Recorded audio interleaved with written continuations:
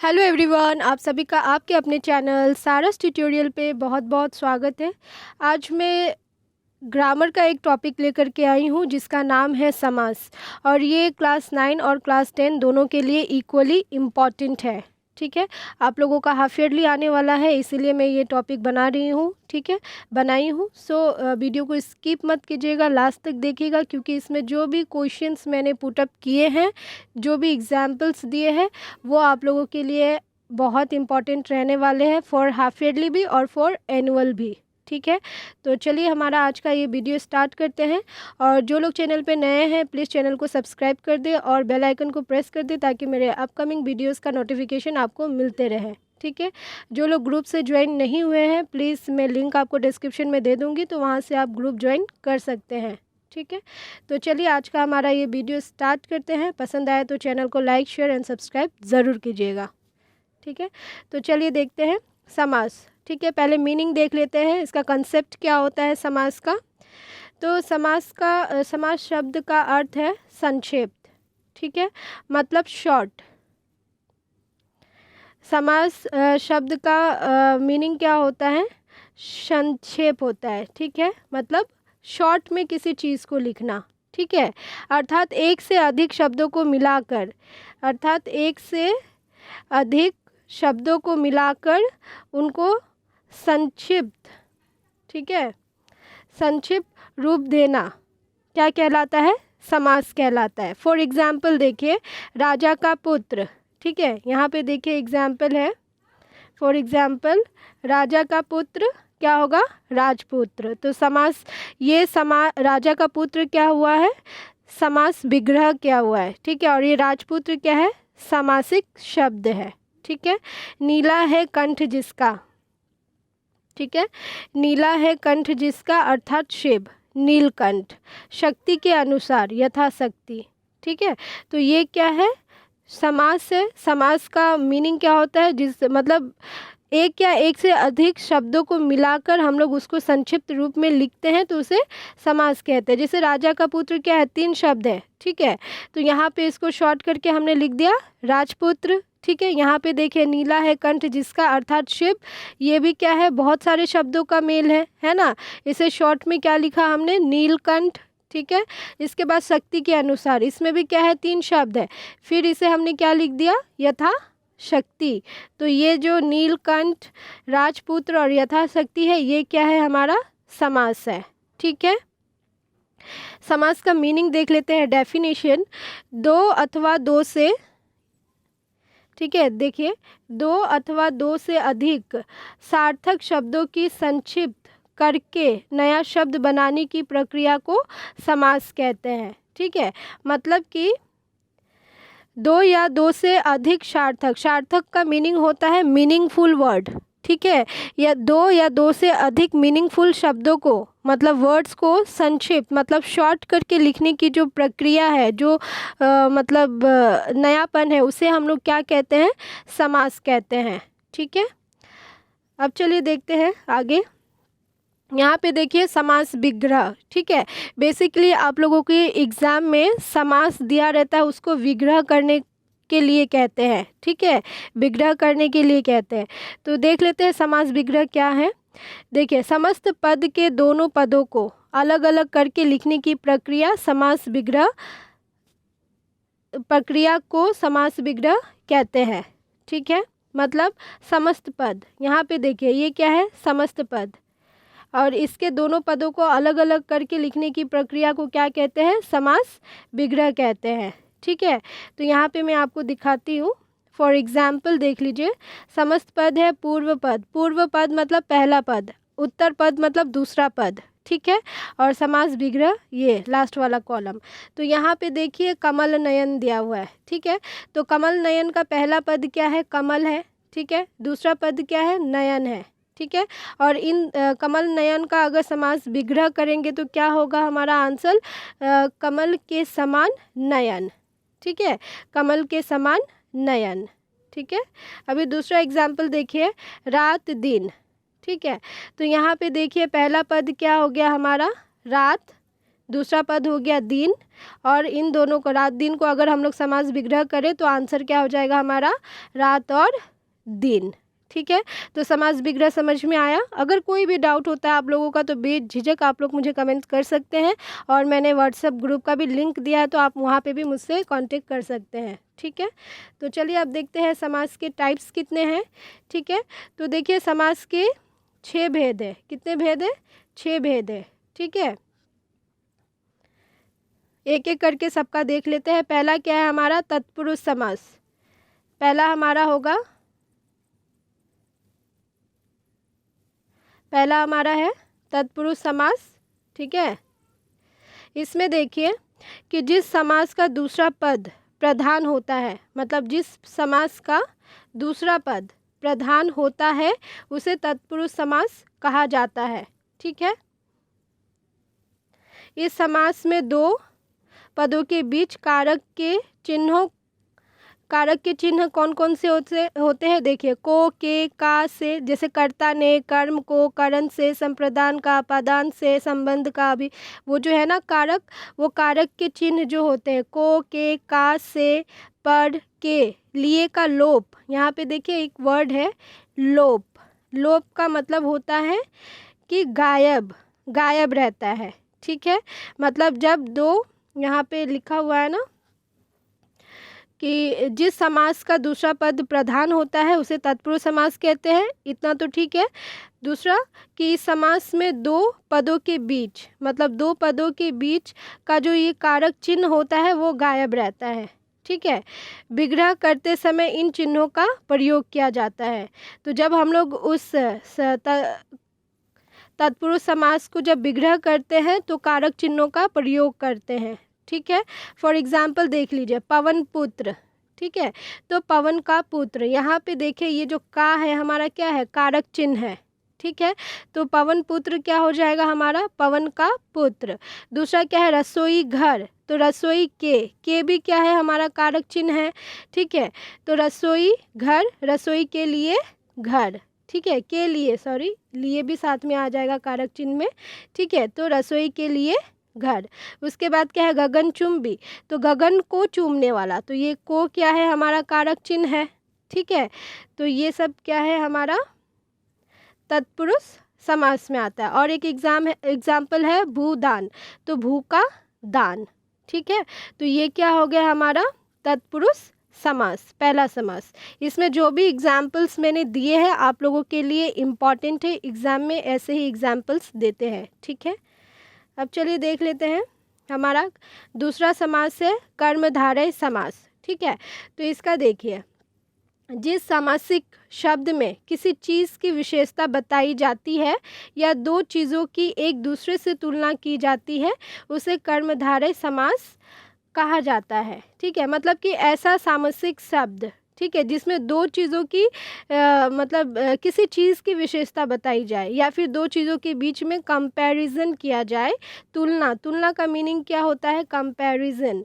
ठीक है, तुलना का मीनिंग क्या होता है, ये जो तुलना है इसकी मीनिंग होती है कंपेयर करना। ठीक है, तो कर्मधारय समास में क्या होता है, किसी चीज़ की विशेषता बताते हैं, विशेषता मतलब उसकी क्वालिटी बताते हैं, या फिर दो चीज़ों के बीच में कंपैरिजन यानी कि तुलना करते हैं। ठीक है, तो चलिए एग्जाम्पल से समझ लेते हैं इसको। देखिए, सामासिक शब्द क्या है, पीताम्बर। ठीक है, तो यहाँ पे विग्रह क्या हुआ है, समास को विग्रह किया गया है। पीला है जो अंबर, अंबर का मीनिंग होता है, ये जो अंबर है इसका मीनिंग होता है वस्त्र। ठीक है, ये इसका मीनिंग होता है वस्त्र, मतलब कि कपड़े। ठीक है, अंबर का मीनिंग होता है कपड़ा। तो पीताम्बर, पीला है जो अंबर, मतलब वो कपड़ा क्या है, पीला है। ठीक है, तो कपड़े की विशेषता क्या हो गई कि कपड़ा पीले रंग का है, अंबर पीले रंग का है। ठीक है, दूसरा क्या है, चंद्रमुख, तो चंद्रमा के समान मुख, जो मुख है उसकी तुलना किससे की गई है, चंद्रमा से की गई है। ठीक है, ऊपर क्या आ गई, ऊपर विशेषता आ गई कपड़े की, नीचे क्या आ गई, चंद्रमा से तुलना किया, तुलना भी आ गया। ठीक है, महादेव, महान है जो देव। ठीक है, देव क्या है, महान है। ठीक है, उस देव की विशेषता क्या है, वो महान है। ठीक है, ठीक है। नील गाय, नीली है जो गाय, गाय कैसी है, गाय की विशेषता बताई गई है कि वो नीली है। ठीक है, आई होप कि आप लोगों को समझ में आएगा। ठीक है, अब चलिए देखते हैं नेक्स्ट हमारा द्विगु समास। ये थर्ड समास है हमारा। इसमें देखिए ये सब जो मैं डेफिनेशन या एग्जाम्पल दी हूँ आप लोगों के लिए बहुत इम्पॉर्टेंट है। इसका अगर आपको पीडीएफ लिंक चाहिए, पीडीएफ चाहिए तो प्लीज़ मुझे व्हाट्सएप पे कांटेक्ट कीजिएगा। ठीक है, मैं वहाँ पे आप लोगों को दे दूँगी। द्विगु समास देखिए क्या है, जिस सामसिक शब्द का पहला पद संख्या यानी कि नंबर बताने वाला होता है उसे द्विगु समास कहा जाता है। ठीक है, द्विगु समास जब भी आए ना हमेशा याद रखिएगा कि उसके आगे में क्या होगा, संख्या। ठीक है, नंबर बताने वाला शब्द होगा। ठीक है, नंबर बताने वाला शब्द जहाँ भी देखे समझ जाइएगा कि वो द्विगु समास है और कोई समास नहीं है वो। ठीक है, चलिए एग्जाम्पल देखते हैं। चौराहा, देखिए यहाँ पे चौ है। ठीक है, चौराहा मतलब चार राहों का समूह, राहों मतलब रास्ता, चौराहा मतलब चार रास्तों का समूह। शताब्दी, श, ठीक है, शताब्दी क्या है, मतलब 100 वर्षों का समूह को हम लोग क्या कहते हैं, शताब्दी कहते हैं। ठीक है, इसके बाद देखो त्रिफला, ठीक है, ये त्रि है ना तो 3 फलों का समूह, 3 फलों का समूह। उसके बाद दोपहर, यहाँ पे देखिए 2 है। ठीक है, यहाँ पे देखिए 2 है, दोपहर तो 2 पहाड़ों का समाहार। सप्त सिंधु, सप्त है। ठीक है, तो 7 सिंधुओं का समूह। ठीक है, तो जहाँ पे भी नंबर आए वहाँ पे क्या होता है, हमारा द्विगु समास होता है। ठीक है, और यहाँ पे मैंने ऐसे ही एग्जाम्पल्स दिए हैं जो कॉमन है, जो एग्ज़ाम में बार बार पूछे जाते हैं, वैसे ही एग्जाम्पल्स मैंने यहाँ पे दिए हैं। ठीक है, चलिए अब देखते हैं पॉइंट नंबर 4। ठीक है, द्वंद्व समास। ठीक है, तो द्वंद्व समास का देख लीजिए क्या है, जो सामासिक शब्द जोड़े में रहता है उसे द्वंद्व समास कहा जाता है। ठीक है, इसका भी ट्रिक है, देखिए जो सामासिक शब्द क्या में रहता है, जोड़े में रहता है। ठीक है, जोड़े में रहता है उसे क्या कहते हैं, द्वंद्व समास कहते हैं। फॉर एग्जाम्पल आप लोग देख सकते हैं, देखिए रुपया पैसा। ठीक है, रुपया और पैसा, यहाँ पे देखिए रुपया पैसा क्या है, यहाँ पे देखिए रुपया पैसा क्या है, जोड़े में है ना, तो रुपया और पैसा। ऊंच नीच, ये भी क्या है, जोड़े में है, तो ऊंच और नीच। माता पिता, ये भी क्या है, जोड़ा है। ठीक है, माता और पिता। ठीक है, इसके बाद राम और लक्ष्मण, ठीक है, ये भी जोड़े में है, तो ये क्या होगा, मतलब द्वंद्व समास। जब जोड़े में जब रहता है तो उसे क्या कहते हैं, द्वंद्व समास कहते हैं। यहाँ पे राधा कृष्ण भी हो सकता है। ठीक है, राधा और कृष्ण, है ना, भाई और बहन। ठीक है, तो ये सब क्या है, जोड़े में, जो जोड़े में रहता है उसे द्वंद्व समास कहते हैं। ठीक है, और जो जोड़े में रहता है उसको मतलब डिफ्रेंशिएट करने के लिए आप कौन सा सिंबल, कौन सा वर्ड यूज़ करोगे, और यूज़ करोगे, और कुछ यूज़ नहीं करना, और करना है। ठीक है, अब चलिए नेक्स्ट पॉइंट की तरफ जाते हैं। हमारा समास नंबर 5 जो कि है बहुव्रीहि। ठीक है, तो बहुव्रीहि समास क्या होता है, तो देखिए जिस सामासिक शब्द का साधारण अर्थ के अलावा एक विशेष अर्थ भी रहता है उसे बहुव्रीहि समास कहा जाता है।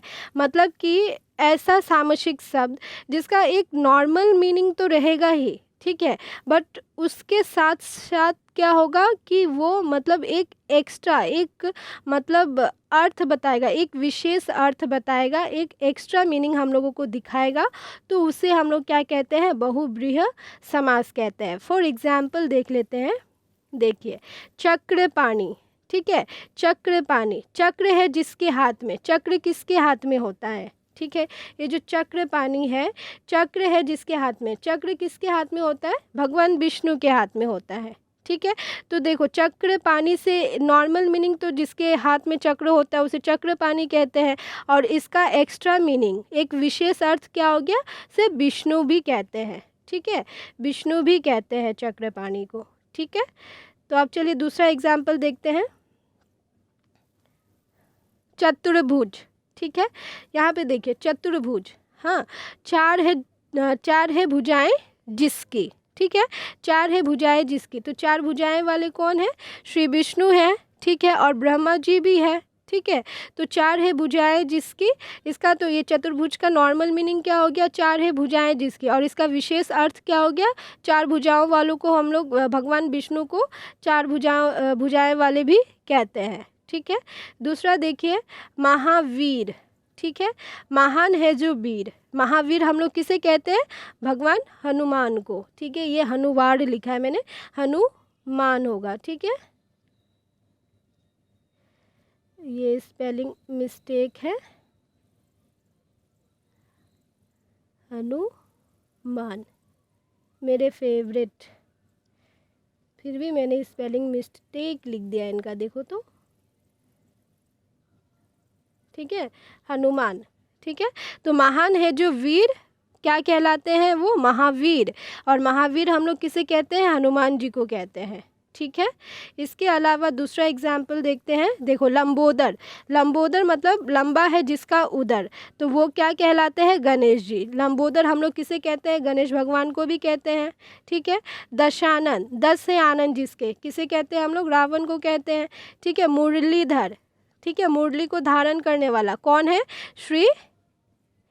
श्री कृष्ण, ठीक है, श्री कृष्ण, मुरली को धारण करने वाला कौन है? श्री कृष्ण है, ठीक है। तो ये इतना तो मैंने आप लोगों को एक्सप्लेन कर दिया। अब हमारा समास का लास्ट पार्ट बचता है जो कि है अव्यय भाव समास, ठीक है। ये भी मैं एक्सप्लेन करती हूँ। देखिए अगर कुछ भी डाउट होता है तो प्लीज़ कमेंट सेक्शन में कमेंट ज़रूर कीजिएगा, और पसंद आए तो प्लीज़ शेयर करना ना भूलें, ठीक है। तो अव्यय भाव समास देखिए क्या होता है? जिस समास का प्रथम पद मतलब पहला पद प्रधान हो, मतलब इम्पॉर्टेंट जिसको देते हैं, और अव्यय होता है, वह अव्यय भाव समास कहलाता है, ठीक है। मतलब पहला पद प्रधान और अव्यय हो तो उसे क्या कहते हैं? अव्यय भाव समास कहते हैं, ठीक है। एग्जाम्पल देख लेते, देखो आ जन्म, ठीक है, तो यहाँ पे पहला पद ये क्या है? आ, ठीक है, ये जो पहला पद है आ, तो आ क्या हो गया? हमारा अव्यय हो गया। आ जन्म मतलब जन्म से लेकर, आजीवन, ठीक है, जीवन भर, यथा शीघ्र, यथा शीघ्र जितना शीघ्र हो, ठीक है, जितना शीघ्र हो। फिर क्या है? रातों रात, रातों रात मतलब रात भर, भर पेट, ठीक है, भर पेट, पेट भर कर, ठीक है। तो ये क्या हो गया? हमारा अव्यय भाव समास हो गया, ठीक है। यहाँ पे देखिए मैंने अव्यय जो अव्यय शब्द है उसका डेफिनेशन दिया है ताकि आप लोगों को कन्फ्यूजन ना हो, ठीक है।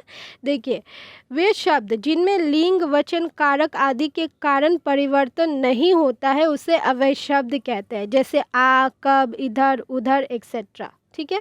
मतलब ऐसे शब्द जिनमें लिंग वचन कारक या मतलब संज्ञा ये सब की वजह से कोई मतलब चेंजेस नहीं आता है उसे हम लोग क्या कहते हैं? अव्यय शब्द कहते हैं, ठीक है।